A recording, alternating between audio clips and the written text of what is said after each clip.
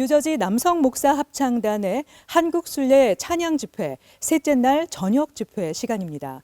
여기는 서초동에 위치한 사랑의 교회입니다. 매일매일 찬양 집회에 임하는 목사님들은 그야말로 성령 충만한 모습입니다. 목사님들의 찬양을 들으면 들을수록 목사님들이 찬양을 하는 이유를 알 것 같습니다. 그 열정적인 찬양이 우리에게 몇 배의 감동과 은혜를 깨닫게 합니다. 한번 뜨거운 박수로 환영해 주시기 바랍니다.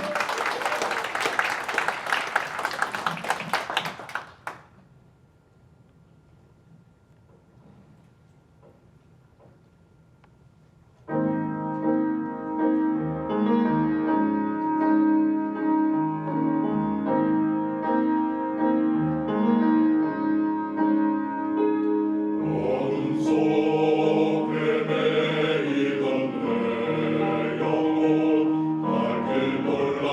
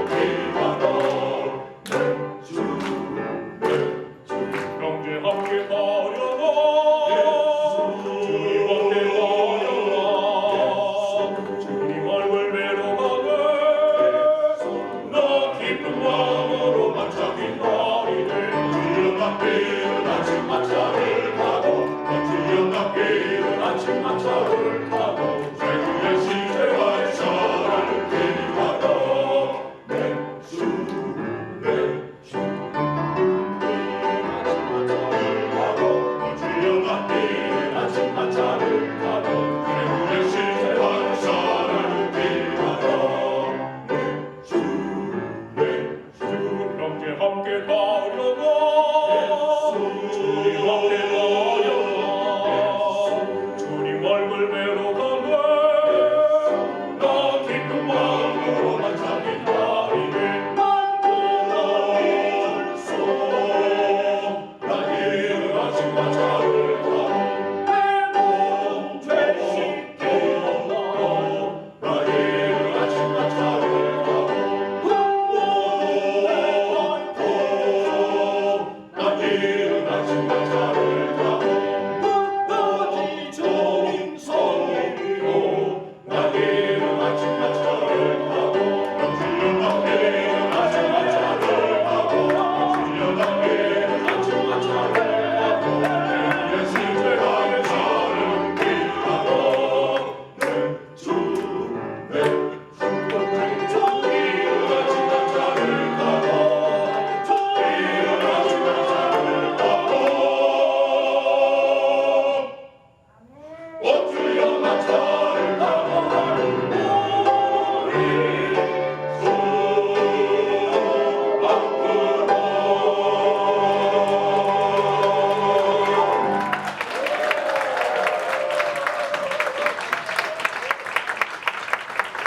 할렐루야, 반갑습니다. 우리 옆에 분한테 한번 인사하겠습니다. 하나님께서 당신을 끔찍히 사랑하십니다. 하나님께서 저와 여러분을 오늘 끔찍히 사랑하는 줄 믿으시기를 주님의 이름으로 축원합니다.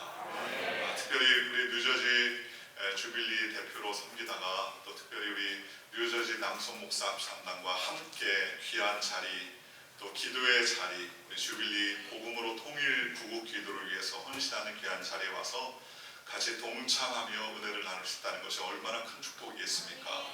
멀리 떨어져 있지만 그러나 마음으로 기도로 하나 되는 이 모임이 하나님께서 원하시는 모임이라고 확신합니다. 이런 확신이 우리 뉴저지 주빌리 안에도 확산되고 전 세계 주빌리안들이 더욱더 많아지고 복음 통일의 역사가 일어나기를 간절히 주의 이름으로 소망합니다. 오늘 특별히 우리 남성 목사 합창단과 같이 했는데요. 제가 저희 교회에서 매주 수요일날마다 우리 뉴저지 목사 합창단이 모이고 있습니다. 저도 한 명의 단원으로서 섬기는데 목사님들이 모여서 찬양하고 예배하는 것이 얼마나 감사한지요. 저는 특별히 합창을 참 좋아합니다. 왜냐하면 합창은요, 나만 할 수 없거든요. 내가 노래를 잘한다고 나만 튀면 그건 합창이 아니라 독창이 되고요. 연합하는데 혼자 튀면 망친 일이 됩니다. 내가 좀 못해도 합창을 해서 함께 소리를 내면 시너지 효과가 나타나고요. 내가 잘 못해도 같이 소리를 내고 화음을 내면 그 아름다운 화음이 우리에게 소망을 주기도 하고요. 목회 상황의 어려운 가운데서도 위로와 큰 능력이 되는 경우가 굉장히 많이 있습니다. 그래서 튀지 않아도 되는 합창이 얼마나 위로가 되는지 모릅니다. 오늘 그 합창단이 우리 한국에 와서요, 12개 지역, 13개 지역에 이렇게 순례 공연으로 하나님께 영광을 돌립니다.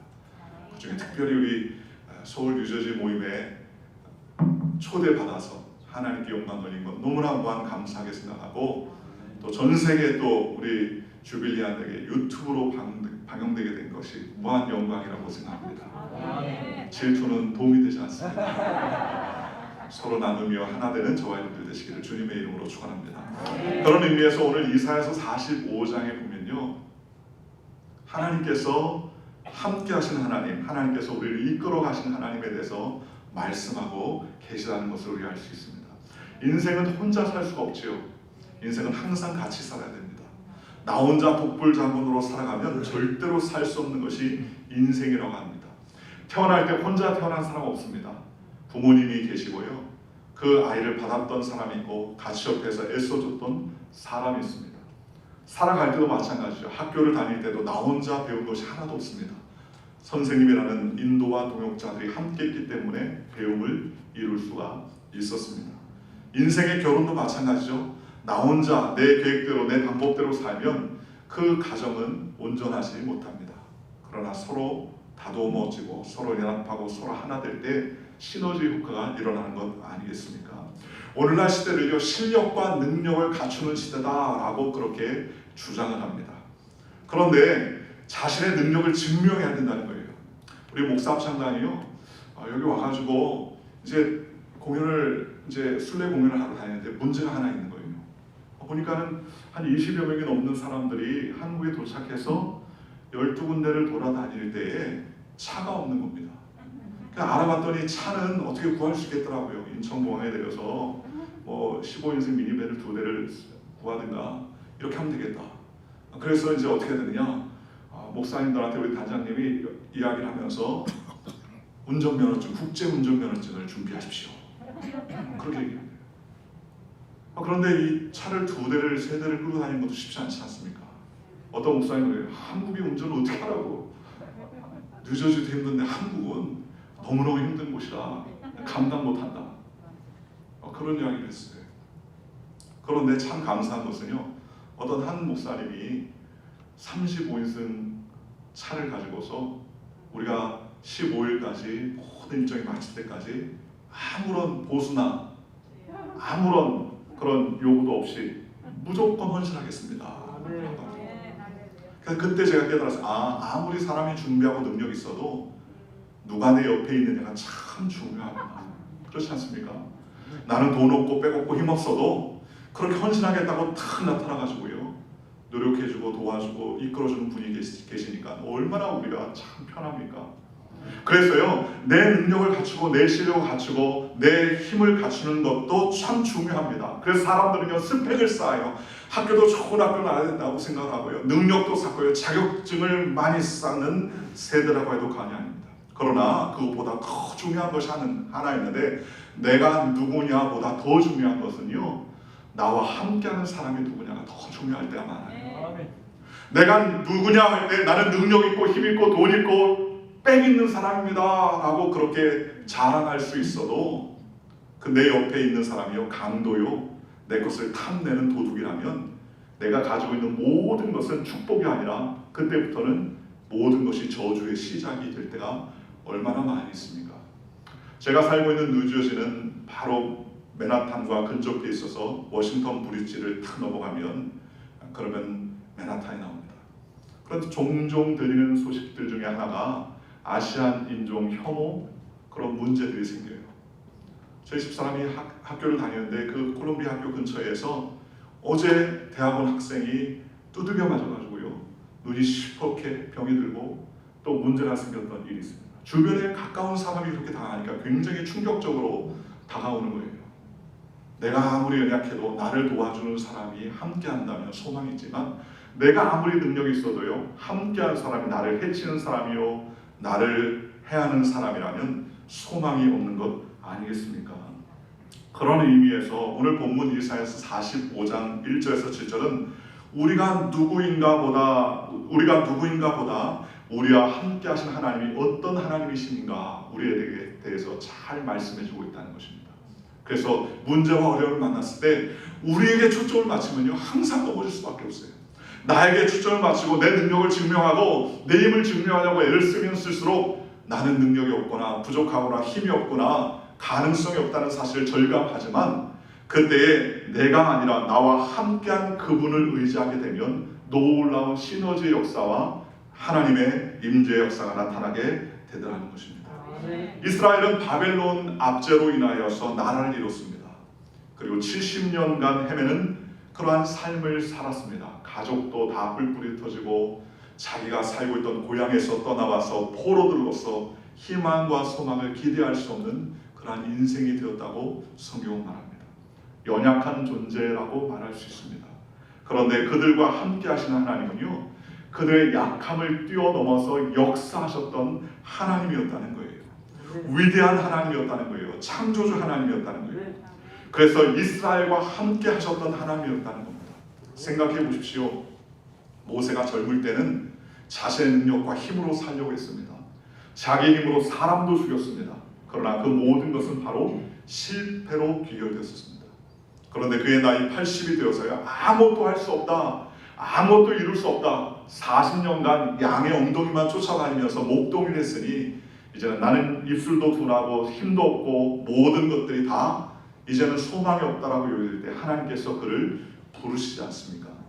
그리고 입에 할 말을 넣어주고요, 그 손에 함께 해주시고, 그가 바로 앞에 가서 10가지의 재앙 가운데 하나님께서 그와 함께 하시고, 홍해수를 가를 때도 하나님께서 모세의 전능한 하나님께서 그와 함께 하시자 홍해를 갈라서 마른 땅 건너도 갈 수 있도록 하나님께서 길을 열어주셨습니다. 가나안의 축복된 땅에 들어가기 전까지 광야 40년 기간에 하나님께서 모세와 함께 하시자 반석을 쳐서 물이 나는 역사가 생기고요, 마라의 쓴물이 써서 못 먹는 그 물이 달게 되는 역사가 있게 되고, 하나님의 놀라운 기적이 일어나고, 심지어는 아론의 지팡이에 싹이 나고 잎이 나고 열매가 맺혀지는 놀라운 기적도 있었지 않았습니까? 그것은 바로 모세의 능력이 아니라 모세와 함께 하셨던 하나님이 계셨기 때문이라는 것입니다. 오늘 저와 여러분도 마찬가지입니다. 내가 누구냐보다 더 중요한 것이 바로 하나님이 우리와 함께 하시다는 사실을 기억하시기를 주님의 이름으로 축원합니다. 그런 의미에서 모든 일을 행하시는 하나님이라는 거예요. 모든 일은 야훼 하나님, 여호와 하나님께서 책임져 주신다는 것입니다. 그런 하나님은 오늘 우리에게 어떤 하나님이라고 말씀하시는지 세 가지를 통해서 여러분과 함께 은혜 나누려 합니다. 첫째로 하나님은 어떤 하나님입니까? 바로 하나님은 역사를 주관하시는 하나님이라는 사실입니다. 오늘 성경 1절에 이렇게 말합니다. 고레스에게 이같이 말씀하시되 내가 그의 오른손을 붙들고 그 앞에 열국을 항복하게 하며 내가 왕들의 허리를 풀어 그 앞에 문들을 열고 성문들이 닫지 못하게 하게 하리라. 이스라엘의 구전에 의하면요, 당시 고레스는 이스라엘에게 전해 내려오는 성경을 읽고 굉장히 놀랬다고 합니다. 왜냐하면 그가 읽었던 이 이사야는요, 무려 150년 전에 150년도 더 된 오래된 성경책이었어요. 그런데 그 성경책의 예언에 자신의 이름이 분명하게 탁 박혀있다는 것을 보고 굉장히 충격을 받았다고 합니다. 150년도 더 되는 고대의 성경책에 고레스에게 말하는 하나님의 말씀이 임했다는 사실이 자기의 이름에 말했다는 사실이 그대로 적혀있는 것을 보고 굉장히 충격을 받았다고 하는 거예요. 그리고 그때부터 그는 성경의 예언의 말씀을 확실하게 믿으며 과감하게 실천하며 나아갔다고 합니다. 개인의 성공과 실패, 그리고 한 나라의 흥망성쇠가 사람이 아니라 하나님을 통하여 역사하고 계시다는 사실을 성경을 통해서 우리에게 보여주고 있다는 것입니다. 우리의 일생의 결국이 누구에게 있습니까? 하나님께 있어요. 우리가 아무리 힘있고 능력있고 빼겠다고 해도요, 하나님께서 우리의 모든 것을 누르시면 아무것도 할 수 없지 않습니까? 나는 내 마음대로, 내 뜻대로, 내 계획대로 산다고 해도요, 생각해 보십시오. 여러분, 우리의 심장을 내 마음먹과 내 계획대로 1분이나 2분이나 잠깐 멈췄다가 쉬게 하거나 다시 뛰게 할 수 있습니까? 심장의 박동을 내 마음대로 할 수 있습니까? 할 수 없어요. 여러분, 뭐 100만 원, 200만 원 혹은 1000만 원짜리 침대를 살 수 있어도 그 침대에서 숙면을 취하고 안락하게 잠을 잘 수 있는 것은 내가 아니라 하나님이 해주시는 것 아니겠습니까? 그러니 하나님께서 함께 해주셔야만이 가능한 일들이라는 것이에요. 그러니 내 일생의 결국은 어디에 있습니까? 주님께 있다는 것입니다.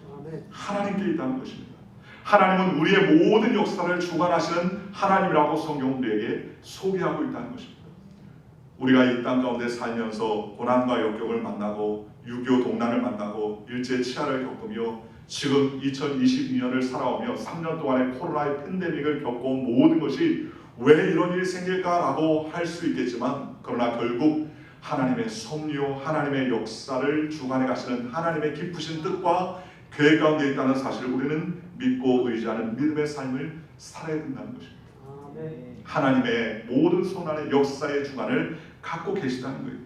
요셉은 굴곡진 인생을 살았습니다. 모든 것이 어려운 가운데서도 그는 끝까지 결국에 하나님께서 자신의 삶을 인도해 주신다고 확신할 수 있었습니다.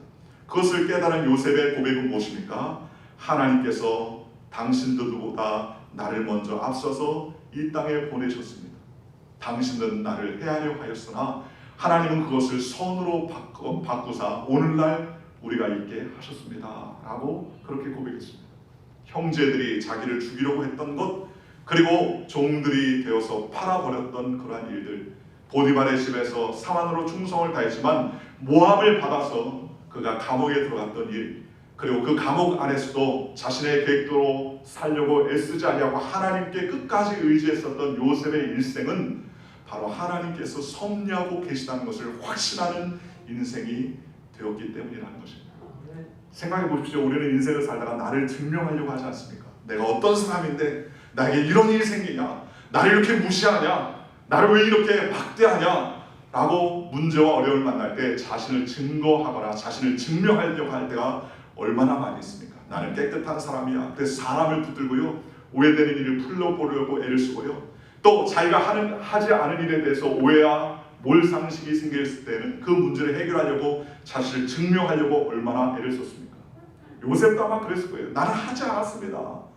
보디발의 아내는 제가 만져본 적도 없습니다. 그러면서 생각했지 않습니까?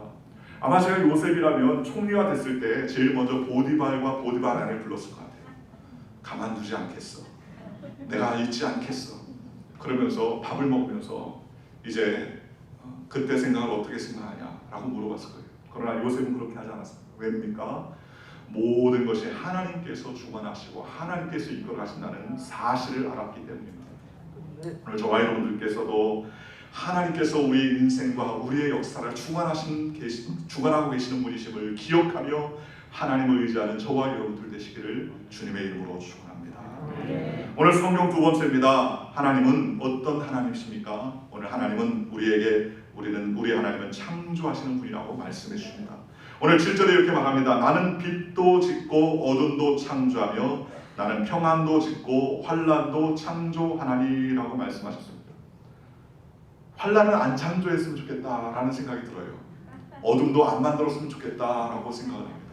그런데 하나님은요, 빛도 만들어 주시고요, 어둠도 만들어 주셨고 평안도 만들어 주시고 환난도 창조하신다는 거예요. 빛과 어둠, 환난과 평안이 모두 다 하나님의 계획과 섭리 가운데 있다는 사실을 성경은 우리에게 말씀해 주셨다는 것입니다.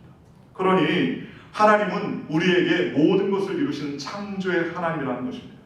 그러니 기도가 무엇입니까? 주님께서 기도하신 방법은요, 내가 원하는 방법과 결과가 아니라 하나님의 원대로 이루는 기도의 방법이 아니었습니까? 십자가의 고난을 감당하신 예수님께서 지금 기도하며 내게 평안을 주시고 지금 내게 불을 내려주시고 지금 안정받는 삶을 살 수 있도록 그런 목적으로 하나님께 기도한 것이 아니라, 하나님 어둠도 빛도 평안도 환난도 하나님 것이라면 내 뜻대로가 아니라 아버지의 뜻대로 이루어 주시옵소서 라고 주님 앞에 드려지는 기도를 하셨다고 성경은 말씀하셨습니다. 오늘 우리의 삶은 어떻습니까? 때때로는 빛을 만들어 주신 하나님을 찬양하고 어둠 앞에서 낙심하고 낙담할 때가 얼마나 많이 있습니까? 기뻐하며 즐거워할 때는 하나님, 여호와 하나님을 찬양하며 감사하다가 환난을 만났을 때 어째 이런 일이 하면서 낙담하고 낙담할 때가 얼마나 많이 있습니까? 그러나 좋을 때도 좋지 않을 때도 힘들 때도 괴로울 때도 즐거울 때도 울 때도 하나님은 나와 함께 하시고 나를 이끌어주는 하나님이라는 사실을 끝까지 믿고 의지하는 저와 여러분이 되시기를 주님의 이름으로 축원합니다. 오늘 성경이 이렇게 말합니다. 내게 흑암 중에 보화와 은밀한 곳에 숨은 재물을 주어 내 이름을 부르는 자가 나 야훼 이스라엘의 하나님인 줄 내가 알게 하리라. 내가 나의 종 야곱, 내가 택한 자 이스라엘을 위하여 내 이름을 불러 너는 나를 알지 못하였을지라도 내게 칭호를 주었노라 라고 말씀해 주셨습니다. 하나님을 알지 못하는 상황 가운데 우리에게 칭호와 이름을 주신 것은 바로 하나님이라는 거예요. 그러니 우리가 뭐 해야 됩니까? 창조하시는 하나님이 모든 것을 주관하시는데, 주님, 내가 아니라 하나님이 하십니다. 주님 역사하여 주옵소서 기도하는 저와 여러분이 되시기를 주님의 이름으로 축원합니다. 세 번째로 우리 하나님은 어떤 하나님이십니까? 모든 일을 행하시는 하나님이다라고 성경은 말씀해 주셨습니다. 사람이 그 걸음을 계획할지라도요, 그 걸음을 인도하시는 분은 누구십니까? 바로 하나님이라고 성경은 말씀해 주셨습니다. 예레미야가 시대들에 갇혔었던 때가 있었습니다. 예레미야 33장 1절에 이렇게 말합니다. 예레미야가 아직 시대들에 갇혀 있을 때에 여호와의 말씀이 그에게 두 번째로 임하니라. 이를 행하시는 여호와, 그것을 만들며 성취하는 여호와, 그 이름을 여호와라 하는 이가 이와 같이 이르노라. 너는 내게 부르짖으라. 내가 내게 응답하였고 내가 알지 못하는 크고 은밀한 일을 내게 보이리라 라고 주님은 말씀해 주셨습니다. 시대들에 갇힌 거예요. 예레미야가 나가서 복음을 증거하고요, 이스라엘의 그런 무너졌던 제단을 다시 수축하고 하나님께로 다시 그들의 마음이 돌이키게 하고, 또 이스라엘의 귀족들과 많은 사람들이 하나님의 신앙에서, 여호와의 신앙에서 떠났던 그들을 다시 말씀으로 회복해야 되는 그때에 예레미야가 예언을 잘못했다는 이유로 그를 시대들에 집어넣지 않았습니까? 그때 예레미야는 너무너무나 답답했어요. 하나님, 내가 지금 감옥에 있어야 될 때입니까? 내가 지금 나가서 복음을 증거하고 내가 나가서 하나님의 말씀을 선포해도 지금 시원하지 않은 이때에 제가 지금 시대들에 갇혔으니 어떻게 하면 좋겠습니까? 나가게 해주세요. 이 문제를 빨리 해결해 주세요 라고 간구했을지 모르지 않겠습니까? 그런데 그때 하나님께서 예레미야에게 나타나서 두 번째 임하셨어요. 그러면서 예레미야에게 하신 말씀이 무엇입니까? 예레미야에게 이렇게 말합니다. 얘야, 이를 네가 하니 이를 내가 한다. 이거 일을 만들고 성취하는 사람이 누구니? 너니? 아니면 나니? 그 이름을 야훼라는 이가, 여호와라 하는 이가 이같이 이르라. 너는 내게 부르짖으라. 내가 내게 응답하였고 내가 알지 못하는 크고 은밀한 일을 내게 보이리라 라고 말씀해 주셨습니다. 한마디로 말하면요, 예레미야야, 네가 일을 시작하고 네가 일을 이끌어가고 네가 일의 결론을 맺니? 아니야. 일의 시작도 내가 하고 일을 이끌어가는 것도 내가 하고 일을 마무리하는 것도 내가 하는 거야. 네가 해야 할 일이 있어. 네가 지금 시대들에서 너는 내게 부르짖어야 돼. 그러면 내가 너에게 응답하였고 내가 알지 못하는 크고 은밀한 일을 내게 보여줄 거야 라고 주님께서 말씀해 주셨다는 것입니다. 여러분 생각해 보십시오. 진짜 우리에게 문제는 무엇이 문제입니까? 진짜 문제는요, 결과와 끝을 알 수 없기 때문에 문제 아닙니까? 그렇잖아요. 결과 끝이 알 수 없기 때문에 우리가 불안해하고 결과 끝이 알 수 없기 때문에 낙심하는 것 아니겠습니까?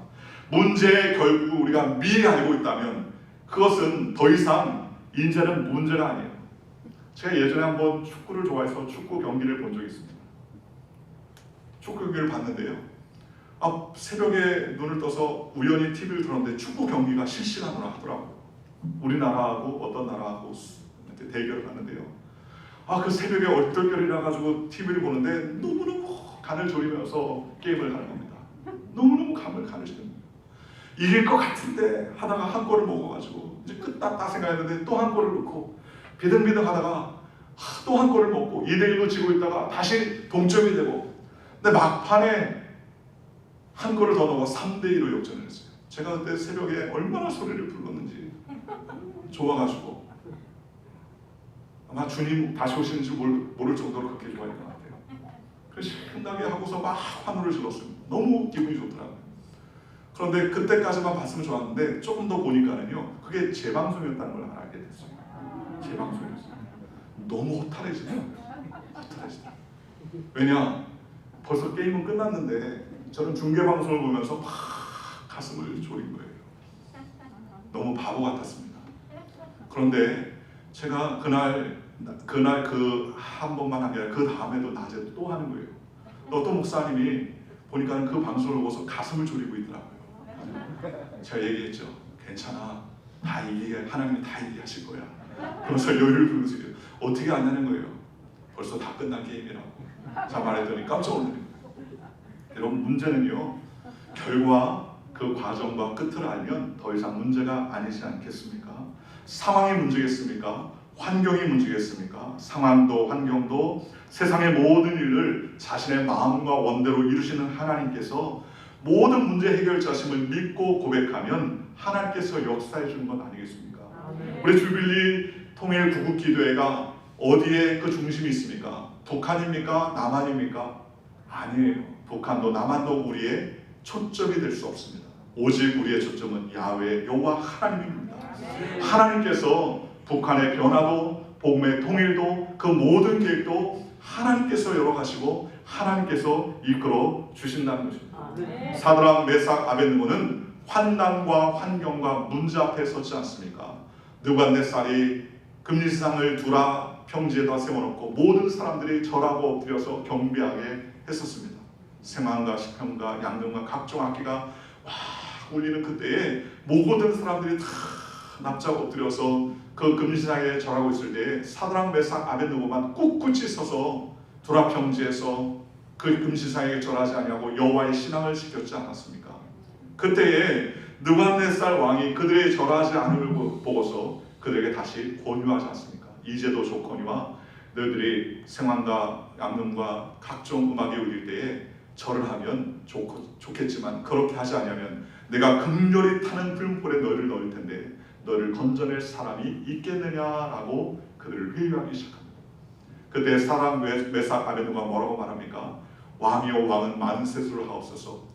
우리가 섬기는 하나님께서 능히 우리를 건져 주시겠지만 그렇게 하지 않으실지라도 우리는 여호와 하나님만을 섬길 줄 왕은 아옵소서라고 그렇게 당당하게 얘기했습니다. 그때 느부갓네살 왕이 그 이야기를 듣고서요 열이 납니다. 그리고 평소보다 7배나 더 뜨겁게 풀무불을 더 뜨겁게 만듭니다. 그리고 그 주상 같은 명령으로 그들 갖다가 풀무불에 집어넣으러 갑니다. 얼마나 그 풀물이 맹렬하고 뜨거웠던지 그를 끌고 가는 보초들이요 불에 타 죽을 정도로 그렇게 맹렬히 탔었습니다. 그런데 참 희한하죠. 그 풀물에 들어갔던 사드락, 메삭, 아벳느고가 맹렬히 타는 불불에 죽지 아니하고 나중에 보니까 사람 4사람이 모여서 손을 잡고 춤을 추고 있는 거예요. 그때 느부갓네살 왕이 말하지 않습니까? 사드락, 메삭, 아벳느고야 너희가 살아있느냐? 진즉 너희가 살아있느냐라고 명령하자 그들이 큰 소리로 말했습니다. 우리가 섬기는 하나님께서 능히 이 풍요 가운데서도 우리를 건져내 주셨습니다 라고 선포했습니다. 그들이 나와 보니까는요 의복도 타지 아니하고 머리카락도 타지 않았다고 합니다. 저는 이 말씀을 읽으면서 참 귀하구나. 왜 귀하느냐? 몸은 안 탔다. 뭐 그럴 수 있잖아요. 하나님이 그 몸을 보호해 주니까. 그런데 의복도 안 탔다는 거예요. 하나님을 의지하는 사람의 의복도 하나님께서 지켜주더라는 것입니다. 의복이 무슨 믿음이 있습니까? 의복이 무슨 생명이 있습니까? 그런데 하나님을 섬기는 사람과 함께 있는 그 의복이요 불에 타지 아니하고 온전하게 내와서 오히려 느부갓네살 왕이 하나님을 찬양하며 영광 돌렸다고 성경은 말합니다. 우리가 섬기는 하나님은 어떤 하나님이십니까? 우리의 모든 일을 행하시는 것 아니겠습니까? 그 하나님을 우리는 의지하고 섬겨야 할 하나님의 백성들이 되는 것 아니겠습니까? 그러니 우리는 어떤 경우에도 하나님을 의지하고 믿음으로 나아가는 저와 여러분들 되시기를 주님의 이름으로 축원합니다. 고레스 왕에게 야훼 하나님은 이렇게 말합니다. 내가 너보다 앞서가서 험한 곳을 평탄하게 하며 논문을 쳐서 붙들며 세빗장을 꺾고 내가 내게 흑암 중에 보아 은밀한 곳에 숨은 재물을 주어 내 이름을 부르는 자가 나 야훼 이스라엘 하나님인 줄 내가 알게 하리라. 나 야훼라. 나는 여호와라. 다른 신이 없느니라 라고 말씀했습니다. 제가 옛날에 군대에 있을 때에 군종병으로 있었던 적이 있습니다. 군종병으로서 군대 근무를 하게 됐는데요. 근데 군대 부대 안에 대대장님이 예수를 잘 믿는 분이셨어요. 집합, 주일날 집합하면 다 정신교육관에 모여서 예배를 드렸습니다. 그때만 해도 얼마나 군종이 쉬운 건지요.